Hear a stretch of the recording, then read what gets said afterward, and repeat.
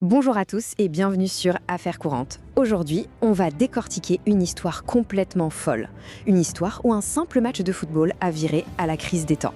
Préparez-vous, car ce qui s'est passé ce soir-là dépasse tout ce qu'on peut imaginer. Alors, imaginez la scène. Un match à couteau tiré entre la Côte d'Ivoire et le Gabon. D'un côté, l'euphorie, des héros qui sortent de nulle part. De l'autre, des ratés impardonnables. Et, à la fin, une décision politique radicale. Accrochez-vous bien, on plonge au cœur de ce drame national. Pour bien comprendre, on est le 31 décembre 2025, dernier match de groupe de la Coupe d'Afrique. La Côte d'Ivoire, qui est championne en titre, a besoin de gagner, la pression est énorme. En face, le Gabon est déjà éliminé. Il joue juste pour l'honneur, en théorie. Sauf que pour les Ivoiriens, ce match va démarrer comme le pire des cauchemars. 11 petites minutes de jeu et bam, c'est la douche froide. Sur une frappe qui avait l'air de rien, le gardien ivoirien fait une erreur. Et comme on le sait, dans le foot, une seconde d'inattention et tout peut basculer. Et là, ça a basculé du mauvais côté. Eh oui, le gardien Alban Lafont relâche ce ballon tout simple et Guilor Kanga, qui passait par là, n'a plus qu'à dire merci et a poussé le ballon au fond. 1-0 pour le Gabon. Les champions sont sous le choc. Et ce n'est que le début. 10 minutes plus tard, Denis Bouanga nous sort une frappe enroulée, mais une frappe en pleine lucarne. 2-0. Super général. Les éléphants sont au tapis. Alors que tout le monde pense que c'est fini, qu'il n'y a plus aucun espoir, un petit quelque chose va se passer. Une petite étincelle, juste avant la mi-temps, qui va rallumer la flamme et complètement changer la phase du match. Juste avant la pause, voilà le déclic. Wilfried Zaha fait la différence sur son côté. Il centre pour Jean-Philippe Crasso qui réduit le score 2-1. Ce n'est plus du tout le même match. Ce but, il redonne espoir à des millions de supporters. La mission remontada est lancée. Et au retour des vestiaires, il se passe le truc qui va faire basculer le destin.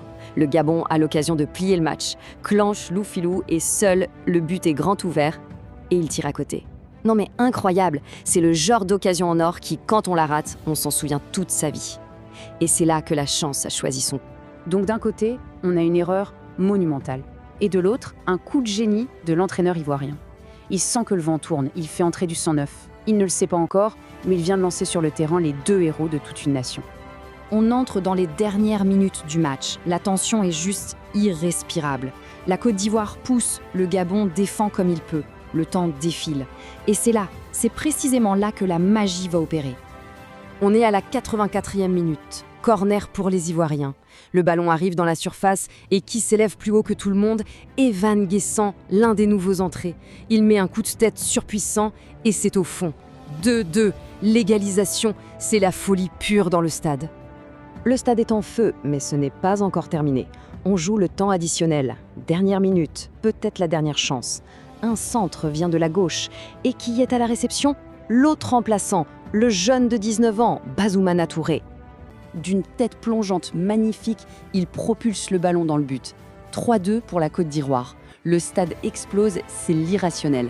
En moins de 10 minutes, ils sont passés de l'enfer au paradis. C'est juste incroyable. Quel scénario de dingue. Mais pendant que les Ivoiriens fêtent cet exploit mémorable, de l'autre côté du terrain, pour le Gabon, cette défaite n'est pas qu'une simple déception. Non, c'est la goutte d'eau qui fait déborder un vase déjà bien plein. Et les conséquences vont être immédiates et radicales. Il faut se rendre compte, le bilan du Gabon dans cette CAN est catastrophique. 3 matchs, 3 défaites, 0 point. Cette dernière humiliation, subie dans les dernières secondes, c'est celle de trop. Pour les autorités du pays, la fierté nationale a été touchée. Le football n'est plus un jeu, c'est une affaire d'État. Et là, la réaction du gouvernement est d'une sévérité jamais vue. Le staff technique au complet, licencié. L'équipe nationale, mise en pause, suspendue jusqu'à nouvel ordre. Et les 2 stars de l'équipe, Aubameyang et Ekuel Manga, sont tout simplement bannis. Une défaite sur un terrain de foot a provoqué le démantèlement complet de l'équipe nationale. Alors, la question qu'on peut se poser est la suivante. Cette réaction était-elle méritée ou complètement excessive? Difficile à dire. Mais ce qui est certain, c'est que cette histoire nous rappelle que le football, c'est bien plus qu'un simple jeu. C'est un miroir des passions et parfois des crises d'un pays tout entier. Merci d'avoir suivi ce décryptage. Pour d'autres analyses qui vont au-delà des apparences et explorent les coulisses de l'actualité, n'oubliez pas de vous abonner à Affaires courantes. À très bientôt.